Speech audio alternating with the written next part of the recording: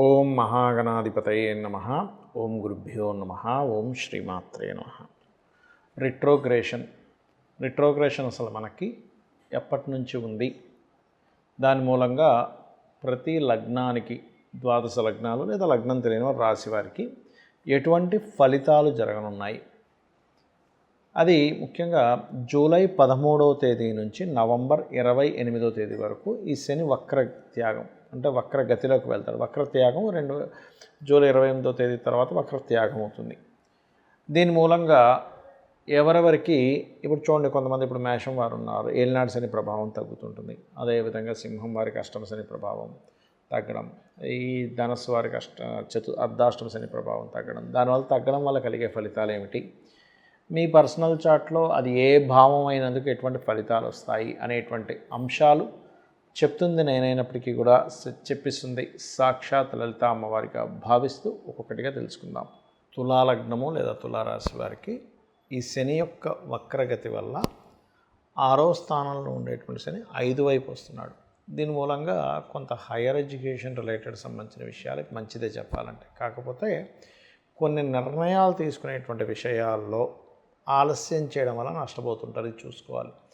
నిర్ణయాలు ఇప్పటికే మీకు రాహు పంచమంలో ఉన్నందుకు దాని మీదకి శని రావడం వల్ల పంచమ స్థానం అనేది రాజకీయ స్థానం కాబట్టి రాజకీయ నిర్ణయాలు కానివ్వండి, సంతాన సంబంధించిన విషయంలో నిర్ణయాలు కానివ్వండి, ఎవరితోనైనా కొత్తగా స్నేహం చేసేటువంటి అంశాల్లో కానివ్వండి, ముఖ్యంగా జాగ్రత్త వహించాలి. దీంతోపాటు తులవారికి ఇప్పటికే లాభస్థానంలో కుజుడు కేతు ఉన్నారు, కొంతవరకు లాభంలో పాపగ్రహాలు ఉండడం మంచిదే. కానీ ఎప్పుడైతే శని 6వ స్థానంలో ఉండే శని వక్రించి వెనక్కి వచ్చి రాహుతో కలిపి చూస్తాడో, ఇది కొంతవరకు మీరు అధిక లాభాలు వస్తాయని చేసేటువంటి కొన్ని పనుల వల్ల, అనాలోచితంగా చేసే పనుల వల్ల కొంత ఇబ్బంది ఉంది అని చూపిస్తుంది. కాబట్టి ఈ విషయాల్లో చాలా జాగ్రత్తగా ఉండాలి. మరియు ఈ జూలై 28 తర్వాత, ఇప్పుడు జూలై 13వ తేదీ స్టార్ట్ అవుతుంది వక్రగతి అనేటువంటిది. జూలై 28వ తేదీకి కుజుడు 12లోకి వచ్చి వక్రించినటువంటి శనిని వీక్షిస్తాడు. కావున ఆ సమయంలో ముఖ్యంగా 45 రోజులు కూడా, జూలై 28 నుంచి ఒక 45 రోజుల పాటు ఇన్వెస్ట్మెంట్స్ చేసేటువంటి అంశాల్లో కూడా చాలా చాలా చాలా జాగ్రత్తగా ఉండాలి. కాకపోతే ఈ వక్రించడం వల్ల ముఖ్యంగా కొంతవరకు ఈ భూ సంబంధించిన విషయాలు, అంటే తండ్రి గారి భూమికి సంబంధించిన విషయంలో కొంతవరకు మూమెంట్ ఉండడము, కొన్ని గొడవలు, కొంత ఘర్షణ, ఇన్వెస్ట్మెంట్ సంబంధించిన విషయంలో కొంత ఎక్కువ స్ట్రెస్, అనవసరంగా ఇన్వెస్ట్మెంట్ పెడతానని ఒప్పుకున్నానేంటి అనేటువంటివి కాస్త ఎక్కువగా జరుగుతూ ఉంటాయి. ఇక ప్రధానంగా ఈ ధనాధిపతి కూడా అవుతున్నాడు, సప్తమ ధనాధిపతి కూడా అయ్యి 12వ స్థానంలో కుజుడు నుండి శని దృష్టి ఉంది. కాబట్టి వివాహము, జీవిత భాగస్వామితో వివాహ సంబంధించిన జీవితం విషయంలో తొందరపాటు నిర్ణయాలు ఇక్కడ పనికిరావు. ఇక మీరు నిత్యము చేయవలసినటువంటి దేవతారాధన, దుర్గా ఆరాధన, చండీ పారాయణం చేసుకోండి. ఇవి చేయండి, అన్ని విధాలా మీకు బాగుంటుంది. ఇక్కడ ఈ వక్రత్యాగం, వక్రగతి వల్ల ఎటువంటి ఫలితాలు వస్తాయి, దేశకాల సంబంధంగా చూసుకుంటే, ఇప్పుడు ఏదైతే రకరకాల యుద్ధాలని, రకరకాల ఇబ్బందులు ఏవైతే పడుతున్నారో, జన నష్టం ఎంతైతే జరుగుతుందో ఈ వక్రత్వం వల్ల జన నష్టం కొంత తగ్గుతుంది, గుర్తుపెట్టుకోండి, కొంతవరకు తగ్గుతుంది. బట్ ఇక్కడ ఏంటంటే శని ఎంత మీకు గురువు రాశుల్లోంచి వక్రించినా కొంత ఇస్తూ ఉంటాడు జీవరాశులైనటువంటి దానివల్ల.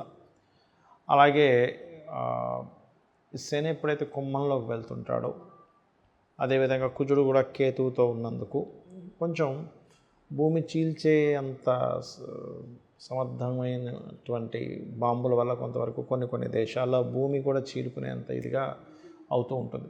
ఇది పర్టికులర్గా మనకి కుజుడు సింహంలో ఉన్నప్పుడు కానివ్వండి, దాని తర్వాత వృశ్చికంలోకి, అంటే ఈ ప్రభావం పడటం వల్ల, దీనివల్ల కొంతవరకు ఈ వక్రగతి వల్ల కుజుడు కూడా తర్వాత మనకి సింహం నుంచి మారడం వల్ల మనకి హైదరాబాద్ లాంటి ప్రదేశాల్లో కొంతవరకు ఈ భూ సంబంధించినటువంటివి పెరుగుదల కూడా ఉంటుందండి, గుర్తుపెట్టుకోండి. అయితే మరి ఈ వక్రగతికి సంబంధించింది కానీ, ఏలినాటి శనికి సంబంధించింది కానీ కేవలం గోచారం వల్లే ఇంత ప్రభావం ఉంటుందని చాలామంది నన్ను అడుగుతున్నారు. దానికి పర్టికులర్గా మీరు చూసుకోవాల్సింది ఏమిటి అంటే, మీ జన్మజాతకం ఏంటో చూసుకోండి మొట్టమొదటిగా. అంటే మీ జాతకంలో ఉదాహరణకు మీరు ఎందులోనూ ఇరుక్కుపోయారు, దాని నుంచి బయటికి రాలేకపోతున్నాం అంటే దాని అర్థం ఏమిటి అంటే, మీ యొక్క లగ్నాధిపతి ఎవరైతే ఉన్నారో, మీది మేషం నుంచి మీనం వరకు 12 లగ్నాల్లో ఏదో ఒక లగ్నం మీద అయి ఉంటుంది. ఆ లగ్నాధిపతి ఎక్కడైనా స్ట్రక్కింగ్ యోగాలో ఉన్నాడా చెక్ చేసుకోవాలి. స్ట్రక్కింగ్ యోగాలో ఉన్నప్పుడు ఇప్పుడు చూడండి, చిన్న ఎగ్జాంపుల్, ఇప్పుడు మనకి జలుబు చేసింది, ముక్కు బ్లాకేజ్ అయింది, విక్స్ ఇన్హేలర్ కానీ లేకపోతే ఇంకేదైనా ఆవిరి పట్టడం వల్ల అది క్లియర్ చేసుకుంటాం. అలాగే ఏ గ్రహం ద్వారా స్ట్రక్ అయిందో ఆ గ్రహానికి సంబంధించిన దానం ఇవ్వడము, లేనట్లయితే ఆ దేవత ఆరాధన చేయడం ద్వారా అది క్లియర్ చేసుకోవచ్చు. ఇదేదో భయపడి ఏదో అయిపోతుందని దానికోసం కాదు జ్యోతిషాస్త్రం ఉన్నది. అలాగే చాలామంది ఎంతో కష్టపడుతున్నా, ఇప్పుడు గోచారంలో ధనస్థానం మీద ఇలా ఉందండి అంటే అది ఒక 10 to 15% దాని ప్రభావం. కొన్నిసార్లు అయితే మరీ తక్కువ కూడా ఉంటుంది కొంతమంది ధనయోగాల వల్ల. మీ పర్సనల్ చార్ట్లో అసలు ధనాన్ని ఇచ్చే గ్రహం ఎలా ఉంది, అది ఎంత స్ట్రెంగ్త్ఫుల్గా ఉంది, దాని మీద స్ట్రెంగ్త్ చేసుకోవాలి. చాలామంది తెలియక అది స్ట్రెంగ్త్ చేసుకోవడానికి ఆ ఉంగరం పెట్టేసుకుంటారు. అది కాదు, అది కేవలం మీకు శుభుడై వీక్గా ఉంటేనే ఉంగరం పెట్టుకోవాలి, కానీ అదర్వైజ్ మీరు ఇటువంటి ఉంగరాలు పెట్టుకున్నా ఉపయోగం ఉండదు. స్ట్రెంగ్త్ చేసుకోవడానికి కొన్నిసార్లు నామస్మరణ, అదేవిధంగా ఓం సంపత్కరీ సమారూఢ సింధుర వ్రజ సేవితాయ నమః, లేదా ఓం ధర్మాధ్యక్ష ధనాధ్యక్ష ధనధాన్య వివర్ధనీయ నమః, ఈ రకంగా చేసుకుంటూ ఉండాలి. కొంతమంది అప్పుల్లో ఇరుక్కుపోతారు, అలాంటప్పుడు ఓం అపర్ణాయ నమః. అది పర్టికులర్ పీరియడ్ ఉంటుంది. రుణస్థానం ఎప్పుడు మనకి బాగా యాక్టివ్ అవుతుంది, ఆ సమయంలో అనవసరంగా మిస్క్యాలిక్యులేషన్ చేసుకుంటూ అప్పులు చేసుకుంటామా, దానివల్ల అప్పులు పాలవుతామా, ఇది పర్టికులర్గా జాగ్రత్త వహించాలి, గుర్తుపెట్టుకోండి.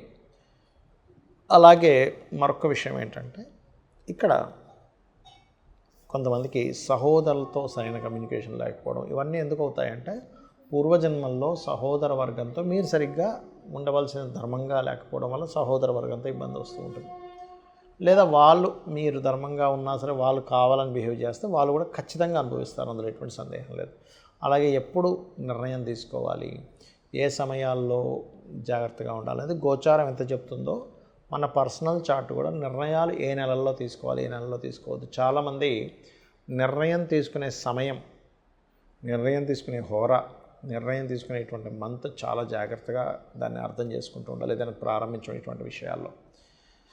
అలాగే మరొక విషయం ఏంటంటే, ఇక్కడ సంతాన అభివృద్ధికి ఏం చేయాలి, సంతానం కలగట్లేదంటే ఏం చేయాలి. ఇంకోటి ఏంటంటే వ్యాపారాలు, చాలామంది వ్యాపారం ప్రారంభిస్తారు కానీ వాళ్ళకి ఎందులో కలిసి వస్తుంది అనేటువంటిది చూసుకోరు. ఎంతసేపు హడావిడిగా ఏదో ప్రారంభించేయడం, దానిలో ధనయోగం లేదు. అసలు ధనయోగం ఏ వ్యాపారం ఇస్తుందో, అసలు మీకు వ్యాపార యోగం ఉందా లేదా, దానికి సంబంధించిన మహాదశ నడుస్తుందా లేదా అనేటువంటి సూత్రప్రాయంగా ఉంటాయి జ్యోతిష్యంలో. అంతేగాని కేవలం ఏదో ఎల్నాటి శని నడుస్తుంది కాబట్టి నేను వ్యాపారం చేస్తే కలిసి రాదను, అర్ధాష్టమ శనో అష్టమ శనో కాదు, ఇది పర్టికులర్గా తెలుసుకోండి.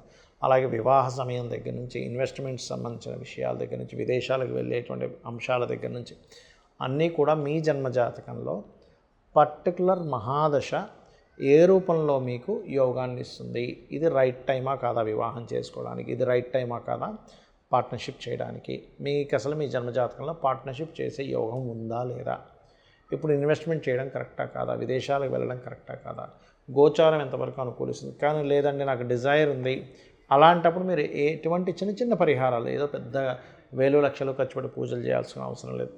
చిన్న నామస్మరణ రోజు కూర్చొని ఒక అరగంట 40 నిమిషాలు కూర్చొని చేయడం వల్ల అది మీకు బలాన్ని ఇస్తుంది. మీకు ఆ సిచ్యువేషన్ హ్యాండిల్ చేసేటువంటి శక్తిని అమ్మవారు ఇస్తుంది. ఆ రకంగా మీరు ఎప్పుడైనా సరే గుర్తుపెట్టుకోండి, మీ జన్మజాతకంలో ఉండేటువంటి ప్లానటరీ పొజిషన్స్ ఎలా ఉన్నాయి, అది ఎంత స్ట్రెంగ్త్ కలిగి ఉన్నాయి చూడండి. ఇప్పుడు మనలో ఉండేటువంటి స్ట్రెంగ్త్ ఏంటని తెలుసుకుంటాం. నాకు బాగా స్కిల్స్, రైటింగ్ స్కిల్స్ ఉన్నాయంటారు, కొంతమంది సింగింగ్ స్కిల్స్ అంటారు, మరి కొంతమందికి అకల్ట్గా ఏదైనా ప్రిడిక్ట్ చేసే స్కిల్స్ ఉంటాయి. మరి ఒక్కొక్క రకంగా కొంతమంది స్కిల్స్ ఉంటాయి. బైక్ బాగా నడుపుతారు, కారు బాగా నడుపుతారు. అది ఎలాగో మీ పర్సనల్ చార్ట్లో కూడా మీ జాతక చక్రంలో ఉండేటువంటి గ్రహాలు ఎలా ఉన్నాయనేటువంటిది చూసుకోవాలి. ఆ రకంగా ఆ బలాన్ని దాని సంబంధంగా ప్రయత్నాలు చేయడం ద్వారా సక్సెస్ రావడము, ఏది బలహీనంగా ఉందో దానికి సంబంధించిన రెమెడీ చేయడం ద్వారా ఖచ్చితంగా మీకు బాగుంటుంది. దీంతోపాటు జాతకం లేదు అనుకునేవారు ఏమీ ఇబ్బంది పడకుండా చక్కగా అమ్మవారి ఆరాధన నిత్యము చేయడం ద్వారా ఖచ్చితంగా మీ యొక్క జీవితం అమ్మవారే చూసుకుంటుంది. శ్రీమాత్రే నమః.